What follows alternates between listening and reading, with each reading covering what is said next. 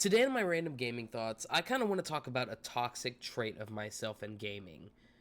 And that is the fact that I drop games oh so easily. It's ridiculous even thinking on it right now how often I drop games, and sometimes it's just for no reason at all. I was looking through my backlogged profile, and for those of you who don't know, backlogged is basically letterboxed if it was video games. It's how I keep up with the games I'm playing, keep up with the games I played, and keep up with how I feel, my reviews on games as well. They, on Backlogged, let you filter games out based on your play status. And because over the few years that I've been using Backlogged, I have added a few games to one of the categories known as abandoned. According to the website, abandoned games are games that you basically put down and are never going to touch again. A game that you have never beaten and don't plan on beating in the future. So I kind of just wanted to go through a few of the games, give my background on why I started playing them, my experience of playing the game, and why I stopped playing them. And I also want to answer my own question, I guess. Would I ever try to play this game again? Now, I feel because these games are on my abandoned list and not my shelved list, which shelved just means that you have stopped playing the game but are going to pick it back up later. I have put different games on the different lists, so I feel like I'm very set on these abandoned games, but who knows, I may surprise myself. But before I get into that, if this sounds interesting to you, if you like the concept of me talking about games that I've dropped, interested to hear my reasons for it, and want to talk about your own games that you've dropped and why you've dropped those, consider liking, consider subscribing, consider leaving a comment. The first game I will start with will be the first game that I ever put on my abandoned list, and that is Broken Age. I do not really know what prompted me to play this game. If anyone's never played this game before, it is basically a point-and-click adventure akin to Monkey Island, although I've never played that. I haven't played a lot of point-and-click adventures. They're not really my style of game, but I played a good amount of this game. I thought the story was really interesting. Based on what I remember, you're basically playing as two people. One young girl who, after she reached her, I don't remember what the age was. I'm kind of just going off this raw, not looking up the synopsis. This is just my memories of the game. She got picked to be sacrificed to this big monster that eats teenage girls, I guess. But she decides to fight back and runs away from the monster, runs away from her family, who are disheartened that she didn't sacrifice herself. And then the other character is this young teenage boy who is on a spaceship with an overbearing mother who appears to him as a screen, like a sun on a screen, and she basically has the cameras everywhere in the rocket. Spoiler alert, the rocket slash ship slash vessel that he is in is the monster the people were sacrificing themselves for. I didn't really get it.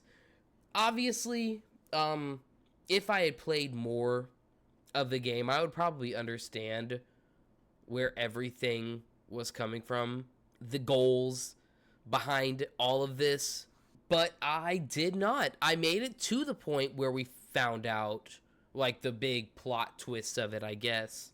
And then after that, I kind of lost all interest to play this game anymore. I'm not sure. I thought the twist was interesting. I thought it could really lead to something. I think the reason that I stopped playing this game is that I just wasn't vibing with the point and click adventure. I was playing this on Xbox, it was on Game Pass, and I just don't think that a controller is the best way to control a point and click adventure. I think they recently took it off Game Pass anyway, so unless I buy it, I'm not going to have a chance to play this game again. And honestly, I am perfectly fine with that. There are not days where I think about how this game could have ended. The game itself, the writing itself, was so, to me at the time, 90s corny. I think I played this game around 2023, I want to say. And after that point, it just didn't become appealing. If the game was free again today, would I play it? No. No, I would not. If someone offered me the game, I'd probably keep it in my collection. I don't even think they have a physical release. But, like, let's say they had a physical release of the game, and I had gotten it for free. Would I want to play this more? No. I was gonna just, like, jump around from, like, game to game on the list, but I'm gonna go into the next one that I put on my abandoned list. And this one's just, it's just sad. Because I have a lot of history with this game. And that game is Fallout 76. A game that, if you ask anybody about it today, they'd probably say, oh, it's a pretty decent online multiplayer Fallout game. It's pretty cool with all of the extra changes and story stuff that they added into this. And they very well may be right. It does not matter to me. This game burned me so very badly. I got this game on release. I had to dog sit for my uncle and his wife's dogs.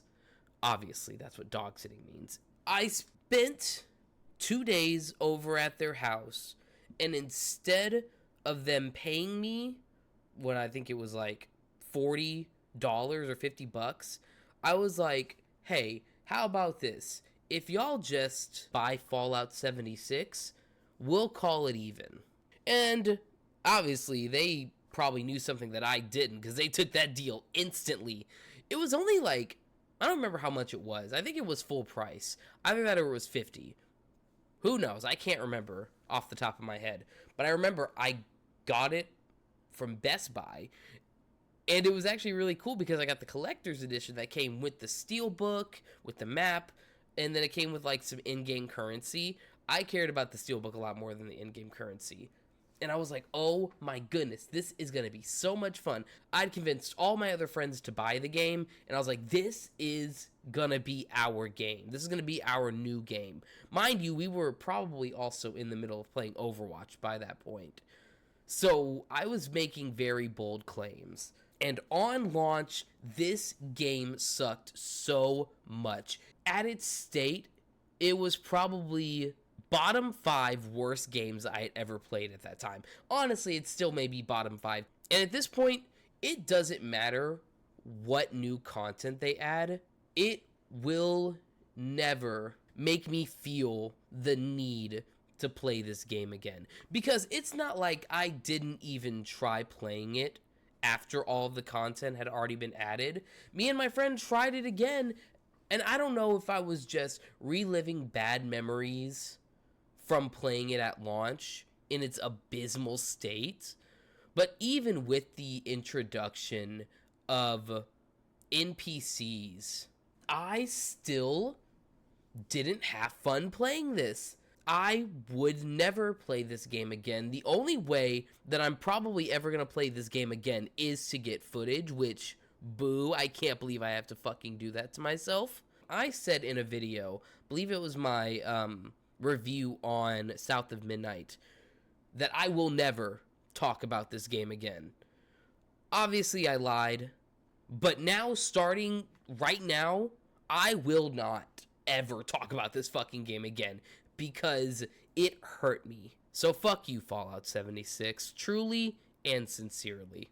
The next game I want to talk about is a game that I actually had gotten really far into, and I was actually planning on finishing the game, but then real life stuff happened to the person involved in this game, And it really just, it soured my taste on this game after that point, and that is High on Life. Now, I'm not a Rick and Morty enjoyer. I don't really care for the show like that. Just imagine how surprised I was when I downloaded High on Life because it was on Game Pass at the time, and I started playing it, and I was like, wow, this is really fun. I'm really enjoying myself. In terms of gameplay, it's nothing too special. It's kind of like in the same vein of like a Doom game or a Wolfenstein game. It's fun. The guns feel nice to play with. The map is, not everything can be a winner, but I was having fun in the gameplay part of this game. But what really caught my attention was the humor. I did not think this shit would make me laugh.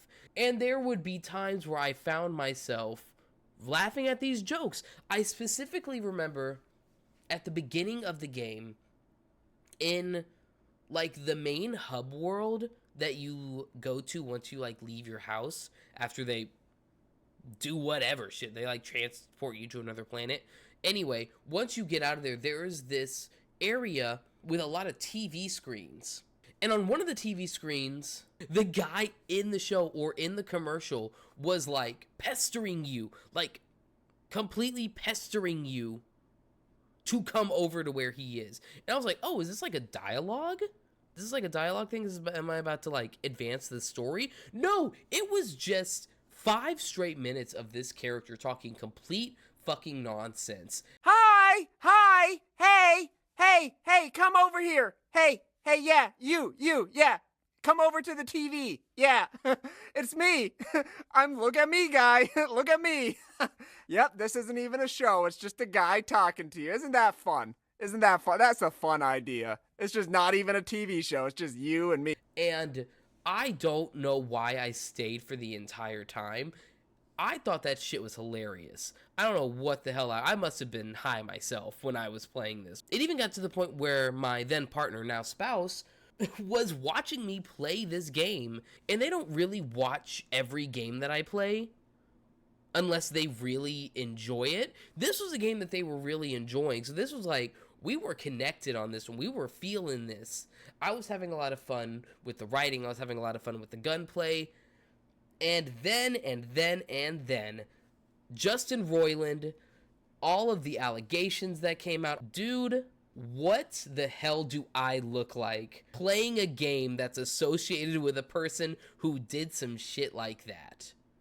And it wouldn't even be too much of a big deal if it was like a minor role, or if he, wasn't voice acting in it at all. He's the main gun.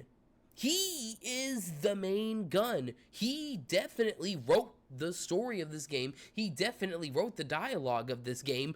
This game has his fingerprints all over it. I know they're making a sequel. I don't know how the hell they're making a sequel. I don't know if they're keeping Justin Roiland on or what they're doing. All I know is that I cannot play this game while listening to the voice of such an asshole in real life. So unfortunately, as much as I was having a good time playing this game, I do not foresee myself playing this game anymore.